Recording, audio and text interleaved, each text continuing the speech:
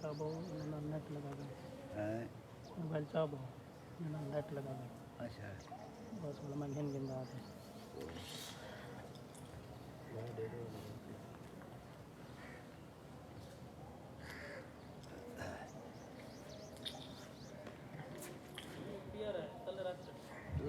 कोई मसला नहीं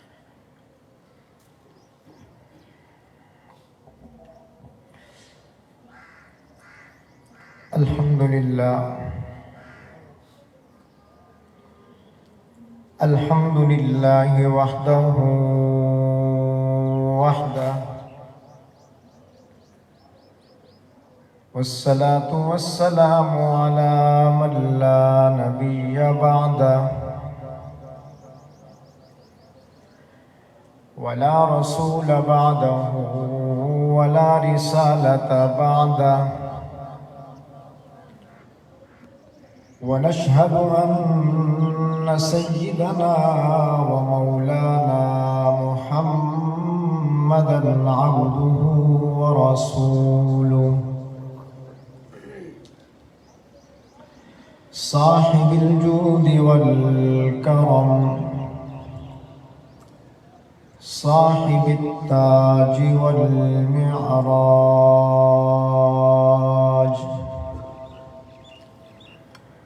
محبوب رب الأرض والسماوات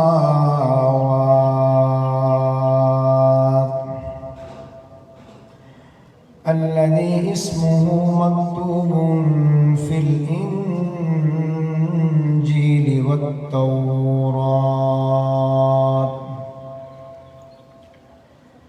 وصلى الله تعالى على خير خلقه محمد وآله وأصحابه وأزواجه وأهل بيته أجمعين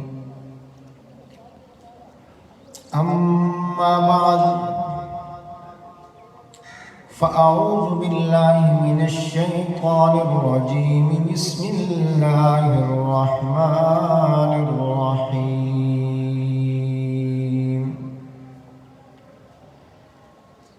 قال الله تبارك وتعالى في الكلام المجيد والفرقان الحميد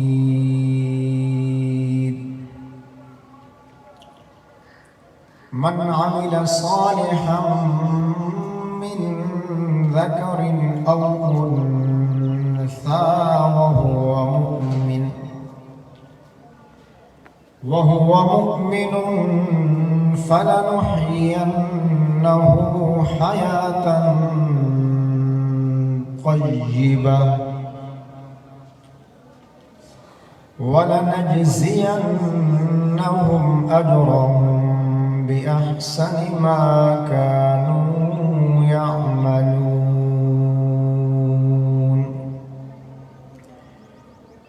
وقال الله تبارك وتعالى في موضع آخر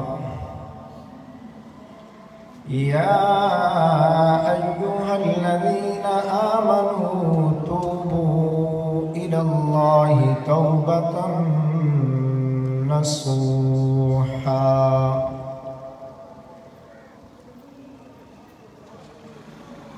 وقال الله تبارك وتعالى في موضع آخر إن الذين آمنوا وعملوا الصالحات أولئك هم خير البرية وقال النبي صلى الله عليه وسلم من صام رمضان إيمانا واحتسابا غفر له ما تقدم من ذنبه وقال النبي صلى الله عليه وسلم إن لكل قوم عيدا وهذا عيدنا وقال النبي صلى الله عليه وسلم من أحيا سنتي فقد أحبني ومن أحبني كان معي في الجنة أو كما قال عليه الصلاة والسلام. صدق الله العظيم وصدق رسوله النبي الكريم ونحن على ذلك لمن الشاهدين والشاكرين والحمد لله رب العالمين.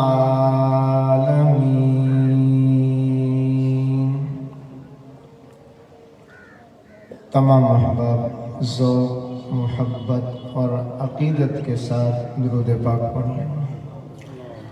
اللهم صل على محمد وعلى آل محمد كما صليت على إبراهيم وعلى آل إبراهيم إنك حميد مجيد. اللهم بارك على محمد وعلى آل محمد كما باركت على إبراهيم وعلى آل إبراهيم إنك حميد مجيد.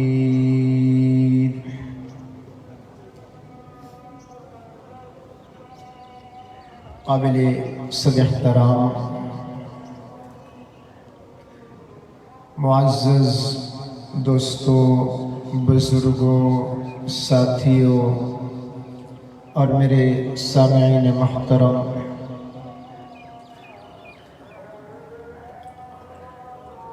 رب ذوالجلال کے فضل و کرم اور احسان سے الحمدللہ ثم الحمدللہ ہم نے اپنی زندگی میں ایک مرتبہ پھر رمضان المبارک کا مہینہ پا کر اس کو مکمل کر کے آج شکرانے کی نماز ادا کرنے کے لیے جمع ہیں. رب ذوالجلال کا لاکھ لاکھ احسان ہے، کرم ہے، فضل ہے. اس پر ہم رب ذوالجلال کا جتنا بھی شکر ادا کریں کم ہے. اور ہم رمضان المبارک کی تکمیل کے بعد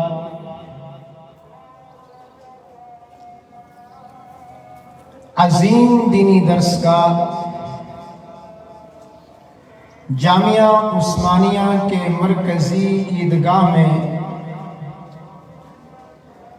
نماز عید الفطر ادا کرنے کے لیے جمع ہیں. رب ذوالجلال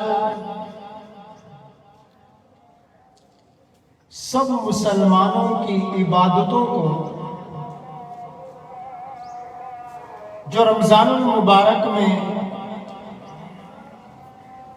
روزہ، تراویح، عبادت، ریاضت اور تلاوت کی صورت میں جتنی عبادات بھی مسلمانوں نے کی، رب ذوالجلال اپنی بارگاہ عالیہ میں قبول و منظور فرمائے اور اپنی شایان شان ہر ایک مسلمان کو اجر عظیم عطا فرمائے. میرے دوستو، عید کی نماز اس وقت سے شروع ہے اور پڑھی جا رہی ہے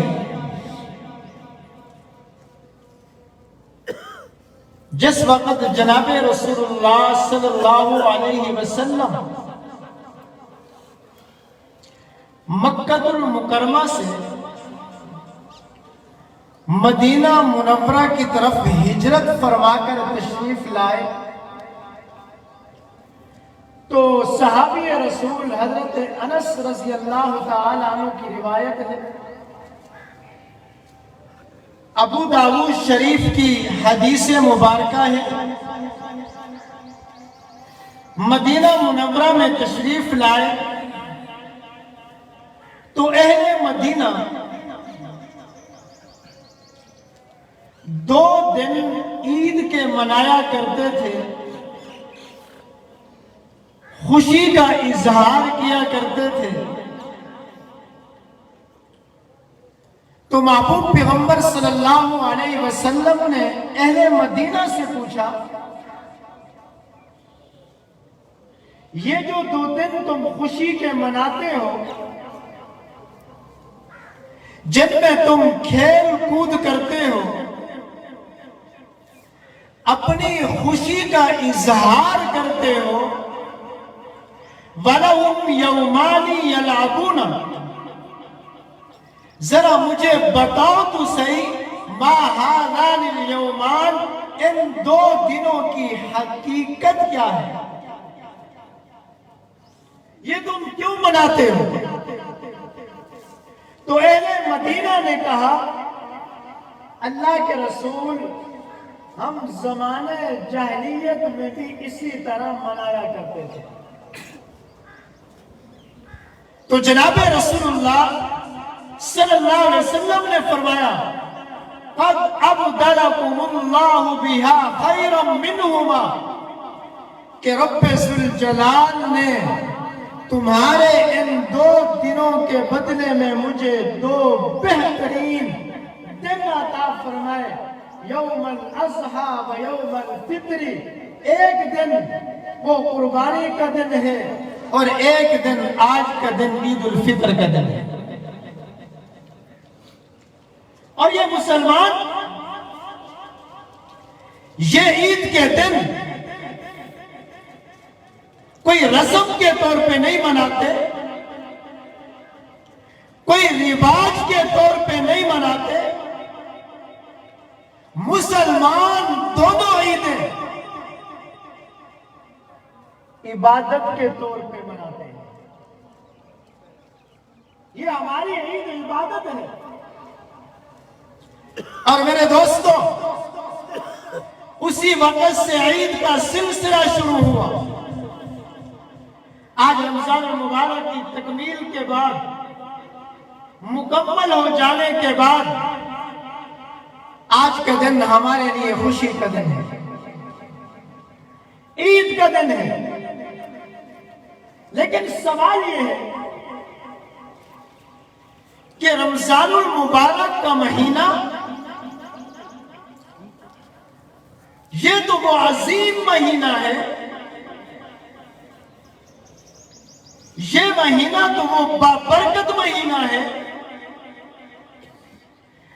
یہ مہینہ تو وہ عظمتوں والا مہینہ ہے کہ جس کی ہر گھڑی میں بارش کی طرح رب کی رحمت برستی رہتی ہے۔ یہ تو وہ مبارک مہینہ ہے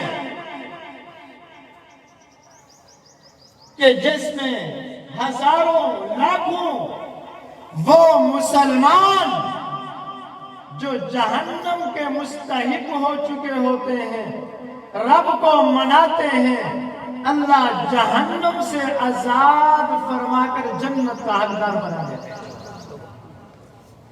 یہ تو وہ مہینہ ہے جو معافی کا ہے، رحمتوں والا ہے۔ لیکن جب یہ مہینہ ہم سے رخصت ہو گیا، رمضان المبارک کی تکمیل کے بعد آج ہم عید کے لیے جمع ہیں، خوشی کے لیے جمع ہیں، یہ دن تو مسلمان کے لیے پریشانی کا ہونا چاہیے، یہ دن تو مسلمان کے لیے کہ وہ عظمتوں والا مہینہ چلا گیا، وہ رحمتوں والا مہینہ چلا گیا، ایسا مہینہ تو سدا زندگی میں رہے۔ یہ آج کی خوشی کیسی خوشی ہے میرے دوستو، یاد رکھنا آج کے دن کی عید، آج کے دن کی خوشی یہ رمضان المبارک کے چاہنے کی نہیں ہے، بلکہ آج کے دن کی عید اور خوشی رمضان المبارک کے پانے کی ہے، رمضان المبارک کے پانے کی ہے۔ اللہ تیرا شکر ہے کہ تو نے زندگی میں ایک مرتبہ پھر اپنا مہمان مہینہ عطا کر دیا۔ اللہ تیرا شکر ہے تو نے اپنا وہ رحمتوں والا مہینہ عطا کر دیا۔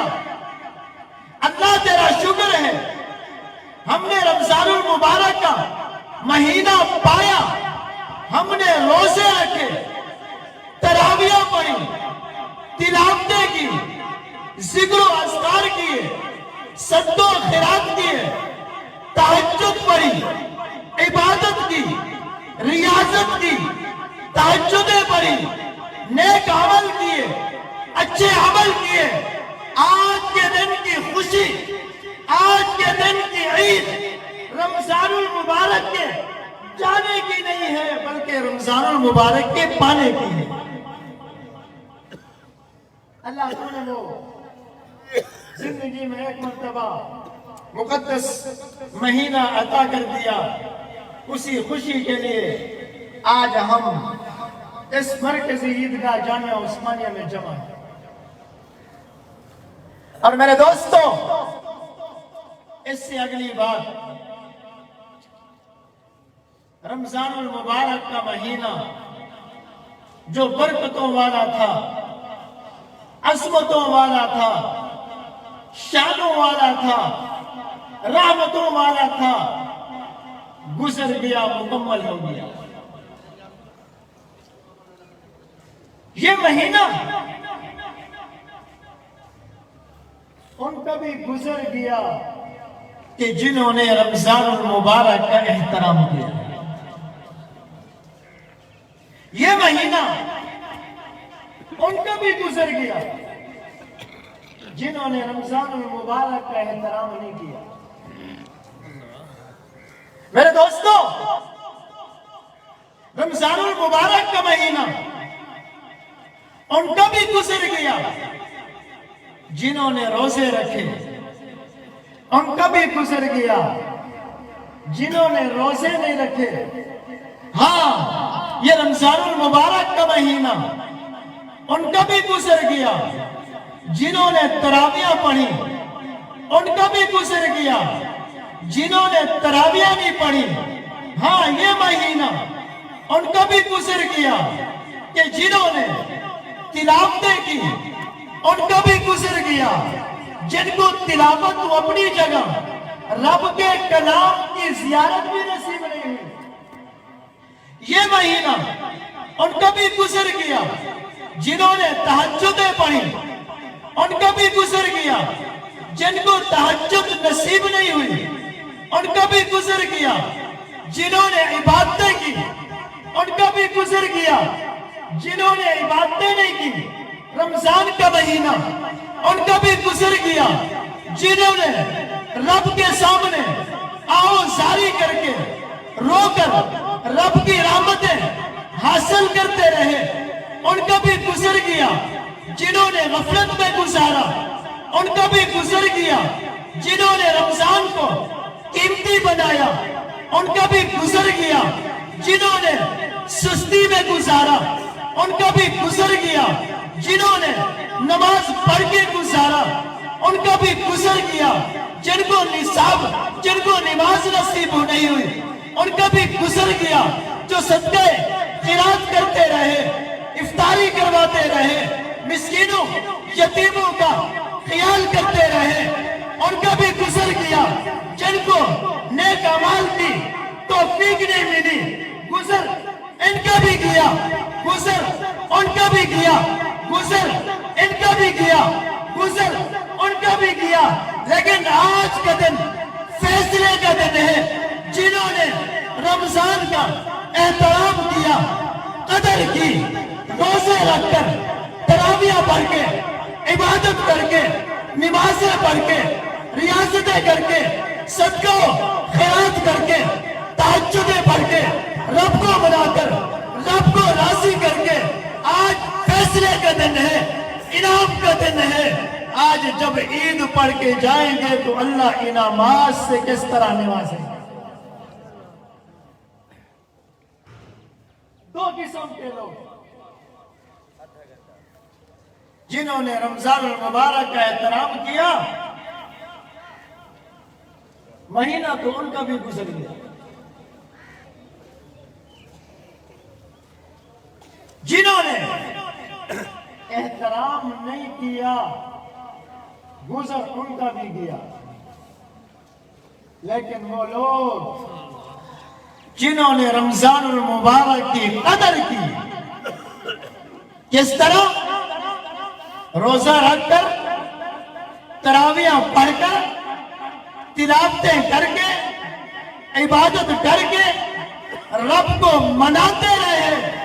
آج جب جامعہ عثمانیہ کی عیدگاہ میں نماز عید الفطر ادا کریں گے، وہ خوش نصیب نماز عید الفطر ادا کرنے کے بعد جب گھروں کی طرف لوٹیں گے، انعام کیا ہوگا، اعزاز کیا ہوگا، اکرام کیا ہوگا، اللہ عطا کیا فرمائیں گے.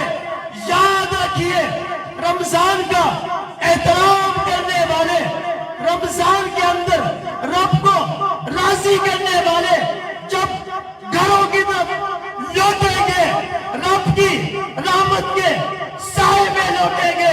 جب گھر کی طرف جا رہے ہوں گے، زندگی کے گناہ بھی معاف ہو چکے ہوں گے اور رب کی ذات بھی راضی ہو چکی ہوگی. گناہ بھی معاف ہو چکے ہوں گے اور رب کی ذات بھی راضی ہو چکی ہوگی. ایسے خوش نصیب مسلمانوں کے لیے حقیقت میں یہ آج عید کا دن ہے. حقیقی معنی میں آج عید انہی لوگوں کی ہے. میرے دوستوں، آج عید حقیقت میں اسی کی ہے کہ جب عید پڑھ کے گھر جا رہا ہو تو رب کی رحمتیں لے کے جا رہا ہو. حقیقی معنی میں عید اسی کی ہے جب گھر کی طرف لوٹ رہا ہو، گناہ معاف کر کے جا رہا ہو اور اس حالت میں جا رہا ہو کہ رب کی ذات اس پہ راضی ہے. اس کے علاوہ وہ مسلمان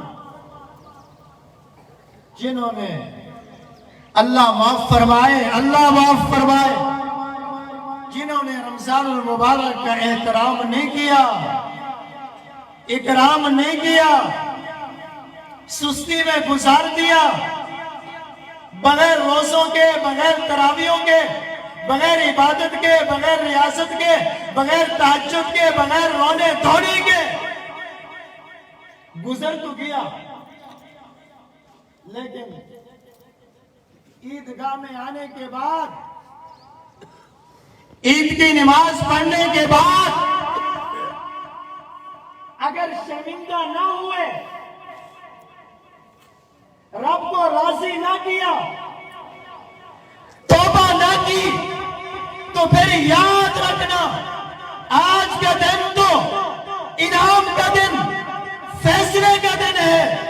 جب یہ بد نصیب عید پڑھ کے گھروں کی طرف جا رہے ہوں گے، رب کی رحمتیں لے کر نہیں، رب کی لعنتیں لے کر جا رہے ہوں گے، رب کی ذات بھی ان پہ ناراض ہوگی، رب بھی ناراض ہوگا. ایسے مسلمان کی عید کیا عید ہے؟ ہزاروں کے کپڑے پہن کے آ جائے، وہ قیمتی کپڑے پہن کے آ جائے، وہ قیمتی پگڑی اور ٹوپی پہن کے آ جائے، عمدہ خوشبوئیں لگا کے آ جائے، قیمتی جوتی پہن کے آ جائے، لاکھوں کی گاڑیوں پہ آ جائے، لیکن یاد رکھیے عید پڑھنے کے بعد بھی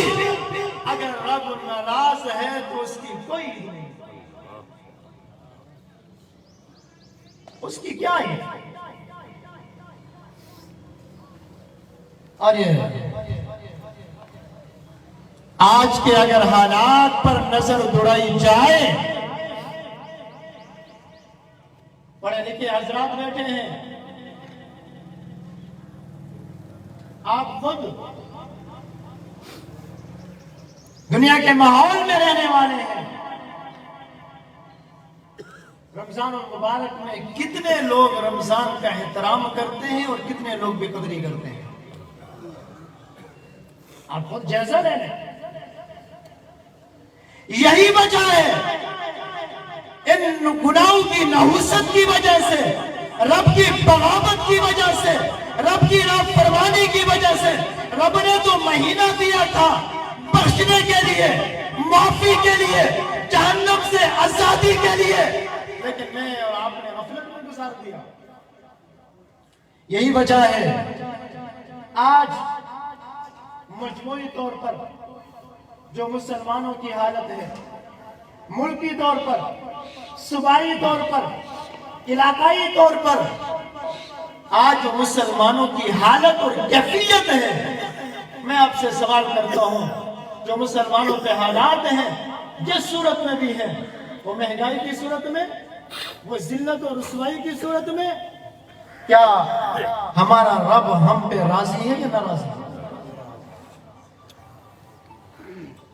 آپ خود فیصلہ کرنا، اللہ نے ضمیر دیا ہے۔ آج جو مسلمانوں پہ حالات چل رہے ہیں، رب راضی ہے یا ناراض ہے؟ کون سا گھر ایسا ہے جو جھگڑوں سے خالی ہو؟ کون سی بستی ایسی ہے جو جھگڑوں سے خالی ہو؟ ہر طرف مہنگائی، کرونا، دلوں میں بغض، کینے، حسد۔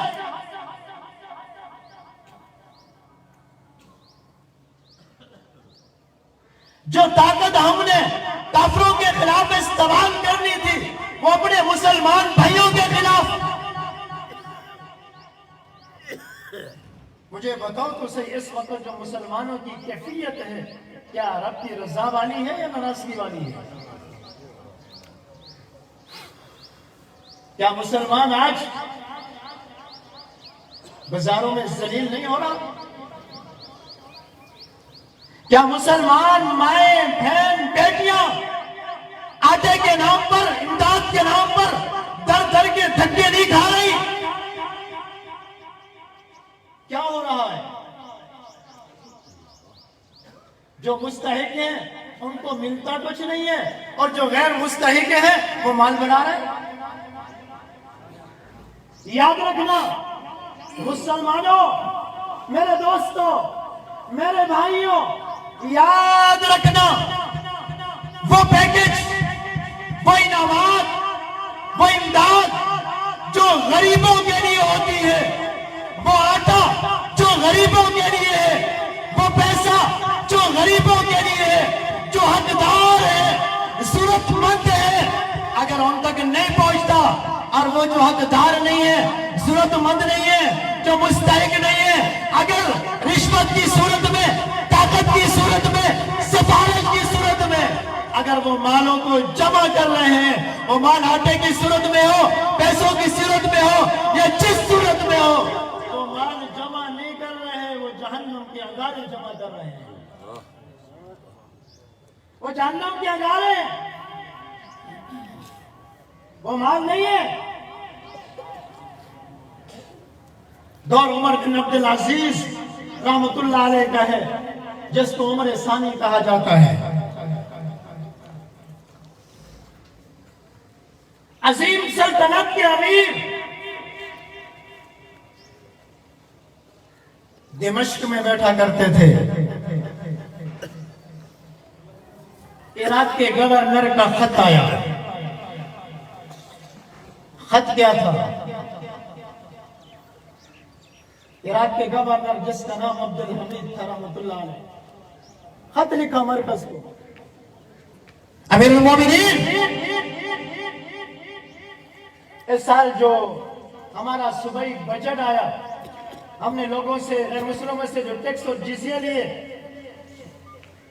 تمام اخراجات نکالنے کے بعد بہت سا بجٹ بچ گیا ہے. ہم اس کا کیا کریں؟ ہم اس کا کیا کریں؟ مرکز سے جواب آیا، سروے کرو جو مسلمانوں میں، لوگوں میں جو مقروض ہیں اور قرض ادا کرنے کے ان کے پاس اسباب نہیں ہے، تو اس بجٹ سے ان کے قرض ادا کرو. واپسی جواب ملا، حضرت یہ پہلے کر چکا ہوں، یہ پہلے کر چکا ہوں. دوسرا خط آیا، چوتھی صدی کے امام محمد، ان کی کتاب الاموال ہے، اس کی روایت نقل کر رہا ہوں. دوسرا خط آیا، فرمایا کہ اچھا، جن گھروں میں جوان بچے موجود ہیں، اسی فنڈ سے ان کی شادیاں کرا دو. جواب آیا، امیر المومنین یہ بھی کر چکا ہوں. تیسرا خط آیا،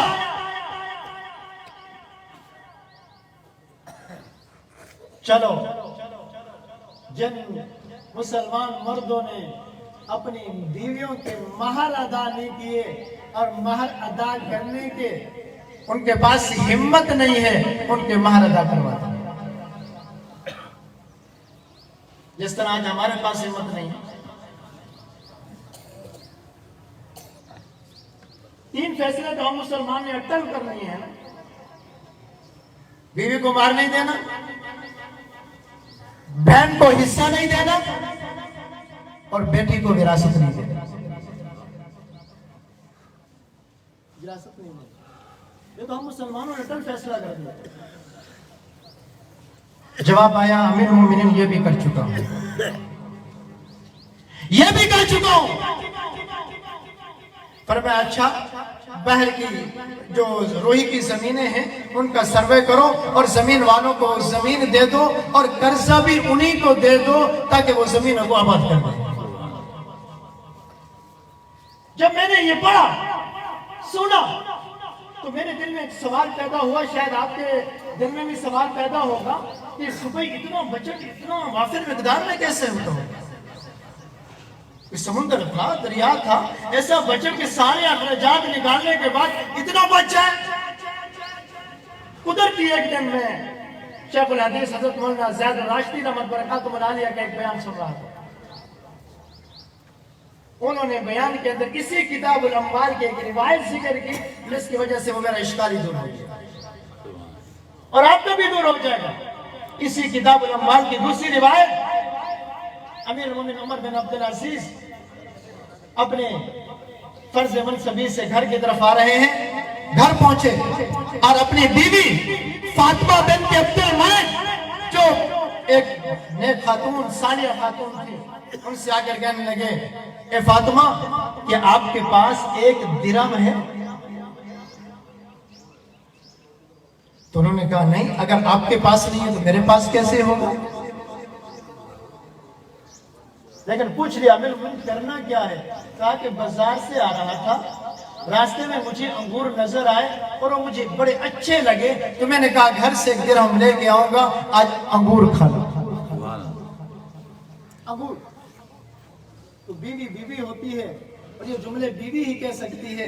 کہا لوگوں تو اتنی بڑی سلطنت کے امیر بنے پھرتے ہو، کیا اتنا اختیار بھی نہیں بیت المال سے 1 درہم لے لو اور انگور کھا لو؟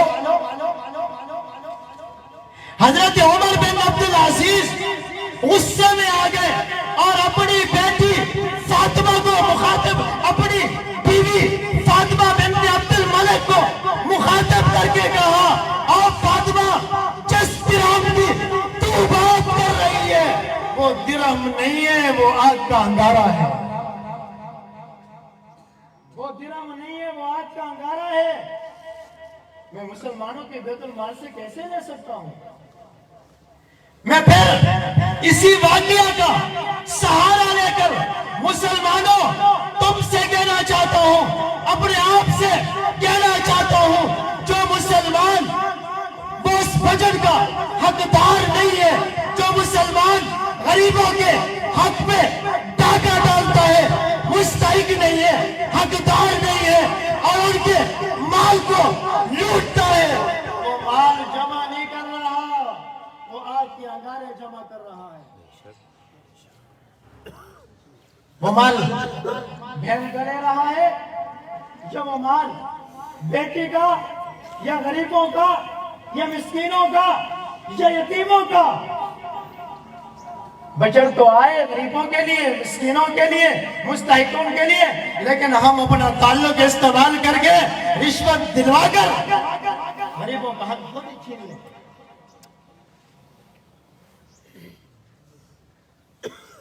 وہ مال نہیں ہے، وہ آگ کے انگارے ہیں۔ اس لیے جو مسلمان غلط طریقے کے ساتھ، ناجائز طریقے کے ساتھ دوسروں کا حق دبا کر بہنیں ہوں، بیٹیاں ہوں، بھائی ہوں، غریب ہوں، مسکین ہوں، مزدور ہوں، اگر ان کا مال دبا کے رہتا ہے، وہ مال جمع نہیں کر رہا، جہنم کے انگارے جمع کر رہا ہے۔ دعا کرتے ہیں اللہ حکمران عمر جیسا دے دے، عمر بن عبدالعزیز جیسا دے دے۔ لیکن اس وقت ہمارے مسلمانوں کی حالت کیا ہے، کیفیت کیا ہے تو مسلمان ہماری امانت داریاں کیا آگے۔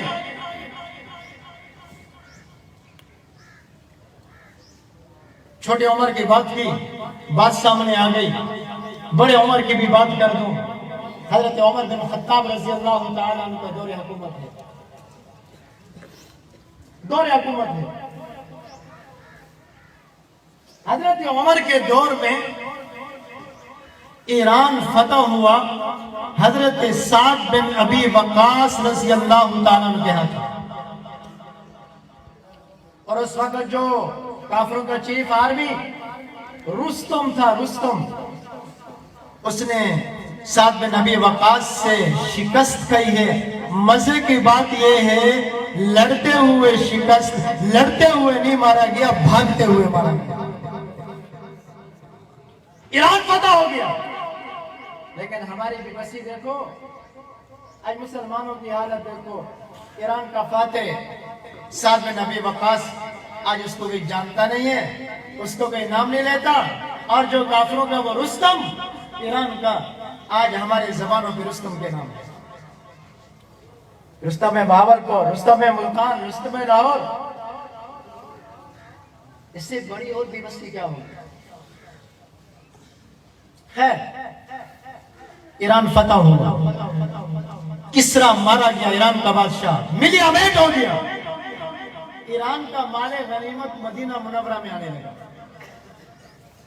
پہلے دن آیا، دوسرے دن آیا، جب مال غنیمت آیا تو امیر المومنین حضرت عمر بن خطاب رضی اللہ تعالیٰ مال کا سروے کر رہے ہیں، دیکھ رہے ہیں، اور اس طریقے پر دیکھ رہے ہیں کہ جیسے کوئی چیز ٹٹول رہے ہیں، تلاش کر رہے ہیں۔ اگلے دن آیا، مال غنیمت ایران کا ہے، تو بن خطاب پھر دیکھ رہے ہیں، تلاش کر رہے ہیں۔ حضرت عبد الرحمن بن عوف رضی اللہ تعالیٰ عنہ نے جرت کر کے امیر المومنین سے پوچھا، امیر المومنین میں کل سے یہ حالت دیکھ رہا ہوں، جب مال غنیمت کل آیا آپ کچھ تلاش کر رہے تھے، جیسے کسی چیز، جو چیز آپ کو نہیں مل رہی ہو، اور آج پھر مال غنیمت آیا، آپ دوبارہ تلاش کر رہے ہیں، کیا ہوا؟ کیا چیز نہیں مل رہی؟ ذرا اس امیر المومنین کے، اس امیر المومنین عمر بن خطاب کا جواب سنیے۔ سبحان اللہ۔ فرمایا کہ عبد الرحمن یہ ہو نہیں سکتا، یہ ہو نہیں سکتا، عبد الرحمن یہ ہو نہیں سکتا کہ جس چیز کو میں تلاش کر رہا ہوں وہ نہ ملے۔ کیا ہوا؟ اصل میں امیر المومنین نے اس واقعہ کی طرف اشارہ کیا۔ سراقہ بن مالک جب اللہ کے رسول ہجرت کر کے جا رہے تھے، سراقہ بن مالک سے فرمایا تھا، اے سراقہ ایک دن آئے گا، ایران فتح ہوگا، کسرا مارا جائے گا، مسلمانوں کو فتح ہوگی۔ اے سراقہ میں تیرے ہاتھوں میں کسرا کی کنگن دیکھ رہا ہوں۔ عبد الرحمن ایران فتح ہو گیا، کسرا ختم ہو گیا، ملیا میٹ ہو گیا، لیکن وہ کنگن نہیں مل رہے۔ یہ ہو نہیں سکتا کہ میرے محبوب نے فرمایا تھا۔ یہ کیسے ہو گیا؟ پریشان ہوں، سوچ رہا ہوں، کنکن نہیں مل رہے۔ اگلا دن آیا، حضرت عمر تشریف فرما ہے، صحابہ بیٹھے ہیں، ایک عام سا سپاہی،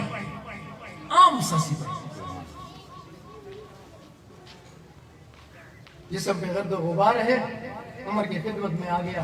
امیر المومنین، میں بھی ایران کی جنگ میں شریک تھا، لیکن زخموں نے چور کر دیا، بیمار ہو گیا، فلاں قبیلے میں 2 دن رہا اور آج چلنے کے قابل ہوا، میں آج آ گیا، کچھ مال غنیمت میرے پاس امانت تھی، وہ آپ کو لٹانے آیا۔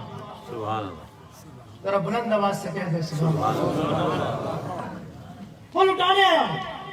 حضرت امیر المومنین نے کٹری کھولی، جہاں اور سامان تھا وہیں سے کسرا کے تنگنی نکلے، سبحان اللہ، ہاتھوں میں لیے رونا شروع کر دیا۔ سبحان اور اس وقت مسلمانوں، آج ابو بکر، عمر، عثمان، علی، طلحہ، زبیر، معاویہ کا نام لینے والوں، ان کے غلاموں، حضرت عمر نے ایک عجیب جملہ فرمایا اس سپاہی کو مخاطب کر کے۔ کیا جملہ فرمایا؟ اس سپاہی سے فرمایا، جس قوم میں آپ جیسے سپاہی، آپ جیسے ملازم، امانتدار، دیانتدار ہوں گے، ایسی قوم کو کوئی سپر پاور شکست نہیں دے سکتی۔ ساتھ عبد الرحمن بن عوف رضی اللہ عنہ بیٹھے ہیں، حضرت عبد الرحمن بن عوف بول پڑے، فرمایا امیر المومنین نہیں، امیر المومنین نہیں، جس قوم کے امیر اور سپہ سالار آپ جیسے امانتدار، دیانتدار ہوں گے، اس کے ماتا جتنے ملازم ہوں گے وہ اس طرح امانتدار اور دیانتدار ہوں گے۔ سبحان اللہ، سبحان اللہ۔ آج ہمارے دیانتداری کہاں چلے گئے؟ تو میں عرض کر رہا تھا، اس وقت جو مسلمانوں کی کیفیت ہے، آپ خود ہی بتا دیں، اللہ ہم سے ناراض ہے یا راضی ہے؟ دور تو عمر کا مانگتے ہیں، ہماری حالت کیا ہے؟ یہی عمر ہے، بات درمیان میں آ گئی، دن کو شہر کا گشت کر رہے، شہر کا گشت کر رہے، امیر ہیں، ہمارے امیروں کے لیے تو ملنے کے لیے بھی دھکے کھانے پڑتے ہیں۔ امیر المومنین بہت بڑی سلطنت کے گشت کر رہے ہیں، دیکھا کہ ایک بوڑھا آدمی لوگوں سے بھیک مانگ رہا ہے، بھیک مانگ رہا ہے۔ حضرت عمر رک گئے اور اپنے ساتھیوں سے کہا کہ ہم نے اپنے نظام میں کوئی ایسا خلا تو نہیں چھوڑا کہ جس کی وجہ سے لوگوں سے مانگنا پڑے، ہم نے اپنے نظام میں کوئی ایسا خلا اور ایسی کمی تو نہیں چھوڑی۔ یہ بوڑھا کیوں مانگ رہا ہے؟ اس کو بلاؤ۔ بوڑھا آ گیا، پوچھا حضرت عمر نے، او بابا کون ہو؟ میں یہودی ہوں۔ کہاں کے رہنے والے ہو؟ فلاں جگہ۔ کیا آپ کو بیت المال سے وظیفہ نہیں ملتا؟ ملتا ہے، پورا نہیں ہوتا، پورا ہوتا ہے، پھر کیوں مانگ رہے؟ امیر المومنین، اصل بات یہ ہے کہ وظیفہ ملتا ہے، مکمل خرچ پورا ہوتا ہے، لیکن بات یہ ہے میں یہودی ہوں، سال کے بعد مجھے جزیہ دینا پڑتا ہے، ماتحت حکومت اسلامی کے رہنے پہ ٹیکس دینا پڑتا ہے، تو خرچہ تو پورا ہو جاتا ہے لیکن ٹیکس ادا کرنے کے لیے جمع پیسے نہیں، اسے لوگوں سے مانگ رہا ہوں تاکہ میں جزیہ ادا کر سکوں۔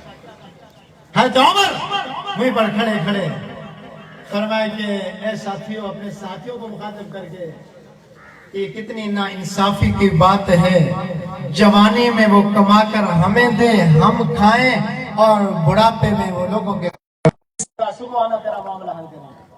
صبح شورا والے بلا لیے، صبح قانون ہی بدل دیا۔ کیا قانون؟ فرمایا کہ جو غیر مسلم کمانے کے قابل نہیں ہوگا جزیہ معاف، اس کا ٹیکس معاف ہے. یہی عمر ہے. رات کو گشت کر رہے ہیں، رات کو گشت کر رہے ہیں. یاد رکھنا یہ ہماری غلط فہمی ہے. قوم کا سردار قوم کا خادم ہوتا ہے. وہ جو بھی ہو، وہ نواب نہیں ہوتا، خادم ہوتا ہے. سبق حاصل کرو. حضرت امیر المومنین گشت کر رہے ہیں. ایک گھر سے معصوم بچے کی رونے کی آواز ہے. بچہ ہے رو رہا، آگے چلے جائے، واپس پلٹے، بچہ پھر رو رہا ہے. ساتھیوں سے کہا کہ کیوں رو رہا ہے؟ چلو خیر ہے، بچہ ہے، چل پڑے. پھر واپس پلٹ جائے. جب تیسری مرتبہ سنا تو ساتھیوں سے کہا کوئی گڑبڑ ضرور ہے، کوئی گڑبڑ ضرور ہے. دروازہ کھٹکھٹا، ایک نوجوان باہر آیا. یہ بچہ کیوں رو رہا ہے؟ کیا وجہ ہے؟ فرمایا کہ یہ بچہ اس لیے رو رہا ہے کہ اس کو ماں دودھ نہیں پلا رہی. تو جب ماں دودھ نہیں پلا رہی، بچہ روئے نا تو اور کیا کرے؟ کیوں نہیں پلا رہی؟ کیوں نہیں پلا رہی؟ امیر المومنین، اصل بات یہ ہے کہ غریبوں، مسکینوں کو، بچوں کو امیر المومنین کی طرف سے ملتا ہے وظیفہ. لیکن ملتا کب ہے؟ جب اس کا دودھ چھوٹ جائے، دوسری غذا پہ آ جائے تو حکومت کی طرف سے، امیر کی طرف سے ان بچوں کو وظیفہ ملتا ہے.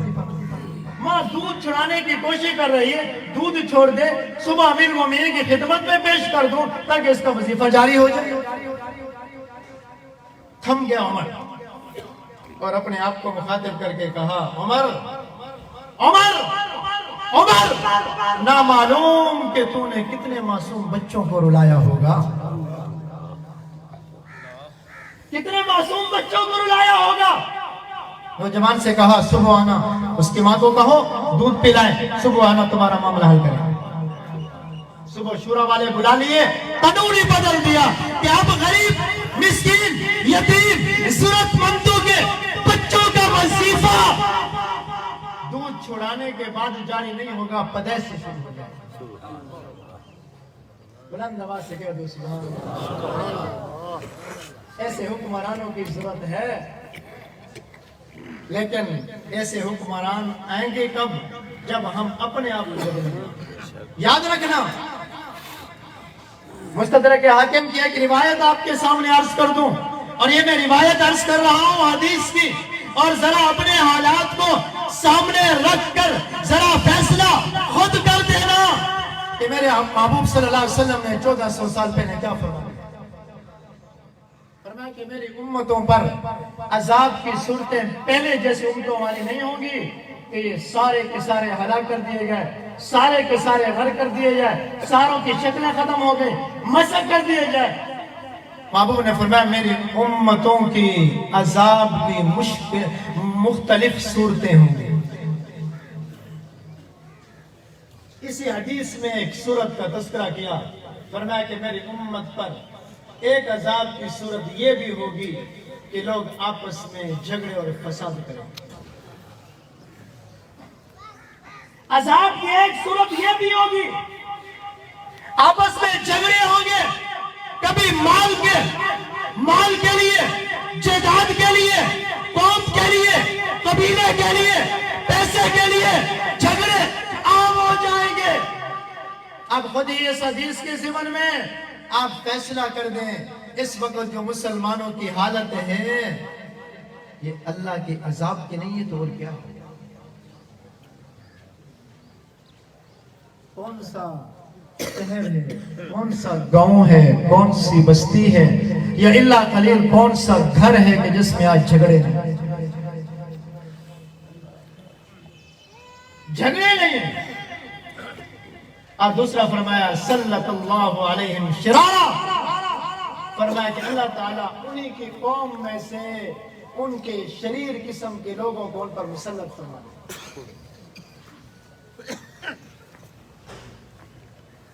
آگے میں تفصیل کچھ نہیں ذکر کرتا، حالات آپ کے سامنے. تو خیر میں عرض کر رہا تھا کہ آج حقیقی معنی میں عید اسی کی ہے. عید پڑھے اور جب عید پڑھ کے گھر کی طرف جا رہا ہو گناہ بھی معاف ہو چکے ہوں, رب کی رحمت بھی برس رہی ہو اور رب کی ذات بھی راضی ہو چکی ہو. اور عید اس کی نہیں ہے. قیمتی کپڑے پہن کے آ گیا, قیمتی جوتی پہن کے آ گیا, قیمتی لباس پہن کے آ گیا, عمدہ خوشبو لگا کے آ گیا, قیمتی گاڑی پہ آ گیا, لیکن اگر عید پڑھنے کے بعد بھی رب ناراض ہے, عید پڑھنے کے بعد بھی رب ناراض ہے, گھر کو لوٹا گناہ ساتھ ہے, گھر کو لوٹا رب کو نہ منا سکا, رب سے معافی نہ مانگ سکا, یاد رکھیے پھر اس مسلمان کے اوپر رب کی رحمتیں نہیں, رب کی لعنتیں برس رہی ہیں. اور ایک بات یاد رکھنا, اگر ہمارے یہی حال رہے جو اس وقت ہے تو نہ بدلا. یار ہیں تو ہم مسلمان, کون سا گناہ ہے جو ہم نہیں کرتے؟ مسلمان ہیں, ہم نے رمضان میں کتنا احترام کیا رمضان کا, کتنے روزے رکھے, تراویح پڑھی, ذکر و اذکار کیے, عبادت کیے, ریاست کیے, نیکی اپنی جگہ. ہم تو رمضان جیسے مقدس مہینے میں علل اعلان رب کی بغاوت بھی کرتے رہے. اگر ہماری رمضان مبارک میں غلط طریقے سے مال جمع کرنے والوں, آنے والا بجٹ غریبوں کے لیے اس میں قبضہ کرنے والوں, سفارشوں کے ذریعے یتیموں مسکینوں کا حق مارنے والوں, یاد رکھیے یہ مال تمہیں کبھی رات نہیں پہنچائے گا, یہ مال کبھی تمہیں سکون نہیں پہنچائے گا. اگر ہم چاہتے ہیں زندگی دنیا کی بھی پاکیزہ ہو, موت اچھی آئے, اور جب دنیا سے جا رہے ہوں رب کے فرشتے ہمارا استقبال کر رہے ہوں, تو پھر اپنے آپ کو بدلنا ہوگا. اب عید پڑھیں گے, عید کے بعد لوگ گلے ملیں گے, مبارکباد دیں گے. یہ مبارکباد کس چیز کی ہے؟ صحابہ سے منقول ہے کہ جب صحابہ عید کے دن ایک دوسرے کو ملا کرتے تھے تو یہ دعا دیا کرتے تھے, تقبل اللہ منا ومنکم صالح الاعمال, کہ ہم نے رمضان مبارک کے اندر جو روزے رکھے ہیں نا, تراویح پڑھی ہیں نا, اللہ ہمارے بھی قبول کر فرمائے, تمہارے بھی قبول کر. یہ مبارک ہے. لیکن میرا ایک سوال ہے, جنہوں نے رمضان مبارک کی قدر نہیں کی, احترام نہیں کیا, وہ عید کے بعد کس چیز کی مبارک دیتے ہیں؟ کس چیز کی؟ پھر مبارک تو اسی چیز کی ہے نا کہ ہم نے عبادتیں کی, ریاستیں کی, اللہ تمہارے بھی قبول کرے. تقبل اللہ منا ومنکم صالح الاعمال, نیک اعمال جو ہم نے روزے کی صورت میں, تراویح کی صورت میں, عبادت کی صورت میں, تہجد کی صورت میں, ریاست کی صورت میں جو نیک اعمال کیے, اللہ تمہارے بھی قبول کرے, ہمارے بھی قبول کرے. لیکن جنہوں نے رمضان مبارک کا احترام ہی نہیں کیا, احترام بھی نہیں کیا, وہ کس چیز کی مبارک دیتے ہیں؟ کیا مبارک دیتے وقت لیتے وقت کچھ شرم بھی محسوس ہوتی؟ کچھ دن پہلے میں اپنے ساتھیوں کے ساتھ بیٹھا تھا اور میں اپنے کام میں مصروف تھا, تو ایک میرے عزیز ساتھی نے مجھ سے سوال کیا, استاد یہ مبارک تو جو ہم دیتے ہیں اس کا مطلب تو یہی ہے کہ تقبل اللہ منا ومنکم صالح الاعمال, تو یہ جو رب کے مہمان مہینے کی ناقدری کرنے والے ہیں, بے حرمتی کرنے والے, یہ کس چیز کی مبارک دیتے ہیں؟ تو میں کچھ لکھ رہا تھا اور اپنے موڈ میں بیٹھا تھا اور زبان سے بے ساختہ جملہ نکل گیا. میں نے کہا شاید اس کا مطلب یہ ہو, اور اس وقت سریکی میں بات کر رہا تھا, سریکی میں بات کر, میں نے کہا شاید اس کا مطلب یہ ہو وہ بے حرمتی کرنے والا, بے احترامی کرنے والا, روزہ نہ رکھنے والا, عبادت نہ کرنے والا, ریاست نہ کرنے والا, رب کو نہ منانے والا, رب کے سامنے نہ رونے والا, عید پڑھنے کے بعد بھی رب ناراض ہے, رب کو نہ منا سکا, رب کو راضی نہ کر سکا, رمضان گزر گیا, اللہ نے دیا اس لیے تھا تاکہ معاف کروں, معافی نہ مانگ سکا, جہنم سے آزادی حاصل نہ کر سکا, تو شاید یہ مبارک دیتے وقت یہی کہہ رہا ہے کیا کہ تو نے بھی رمضان کی بھی حرمتی کر کے رمضان گزارا، تو بھی مکالا ملے تے کو بھی مبارک ہوئے، دو جائے تو بھی میری طرح مکالا ملے بھی تے کو مبارک ہوئے۔ ذرا مبارک دیتے وقت دیکھ لینا کہ کس چیز کی مبارک دے رہا ہے، کس چیز کی؟ کیا دیتے وقت شرم تو محسوس نہیں ہوگی؟ وہ بھئی رب نے کیوں بھیجا تھا رمضان؟ اور یہ میرے جملے نہیں ہیں، میرے محبوب پیغمبر صلی اللہ علیہ وسلم کے جملے ہیں۔ میرے محبوب نے فرمایا تھا میری امت کا وہ بد نصیب ہے جس نے رمضان المبارک کا مہینہ بھی پایا اور رب کو راضی نہ کر سکا۔ اللہ رب العزت ہم سب مسلمانوں کو جنہوں نے قدر و احترام کی ہے، اللہ نیک اعمال کو قبول و منظور فرمائے، اور جنہوں نے نیکی وقت ہے توبہ کر لیں۔ آج بھی رب کی رحمت برس رہی ہے، کس چیز کی توبہ؟ آئندہ رب کی نافرمانی نہیں کریں گے، رمضان کی بے احترامی نہیں کریں گے، اور جتنے روزے رہ گئے ہم اس کی قضا نکالیں گے، نمازیں پڑھیں گے، اپنے آپ کو سدھاریں گے۔ اللہ رب العزت ہم سب کو ان باتوں پر عمل کرنے کی توفیق نصیب فرمائے۔ مختصراً جامعہ کے استاد انشاءاللہ مختصر نظم پیش کریں گے اور اس کے بعد اگلی کارروائی۔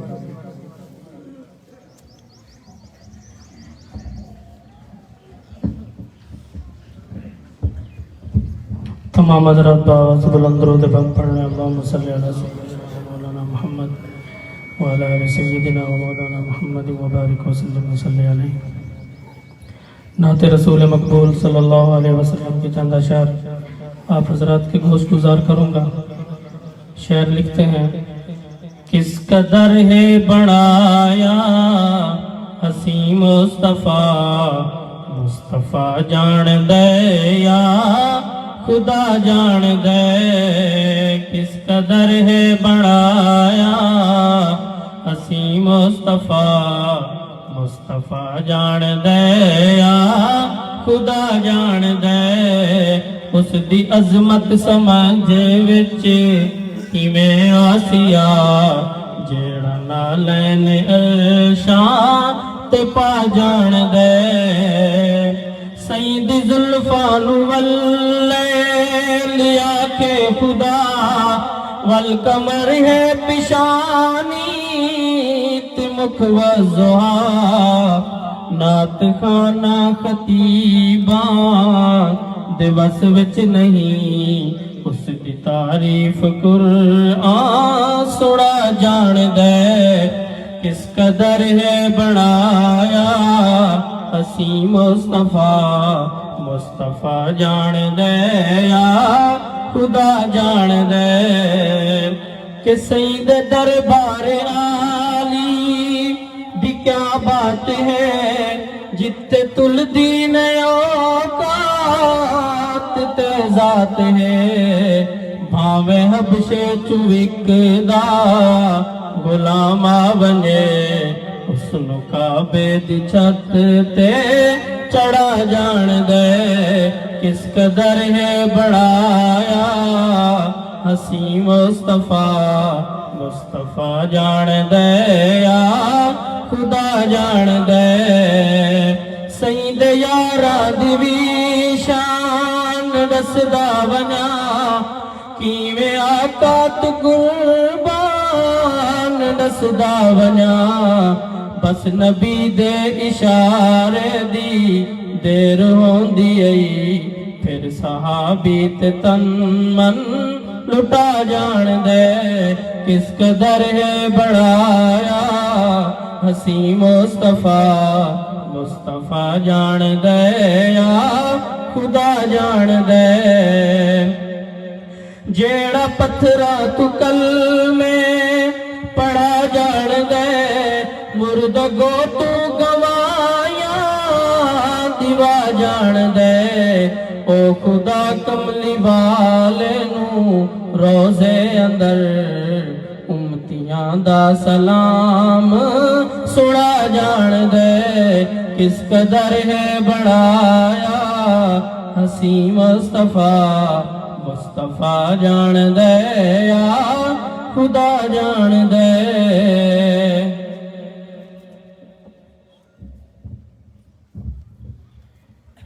سامعین محترم، ماشاءاللہ وقت بھی ہو گیا ہے، معذرت کے ساتھ صرف 5 سے 7 منٹ آپ حضرات کے سامنے جامعہ کا مختصر خاکہ. اس وقت آپ جس جامعہ عثمانیہ عیدگاہ ہتھیجی میں جمع ہیں تو میں سمجھتا ہوں کہ شاید آپ میں سے کوئی ساتھی ایسا نہیں ہوگا کہ جو اس جامعہ کے کارکردگی سے واقف نہ ہو. آپ حضرات کے سامنے ہیں، اللہ کے فضل و کرم سے اس جامعہ کے اندر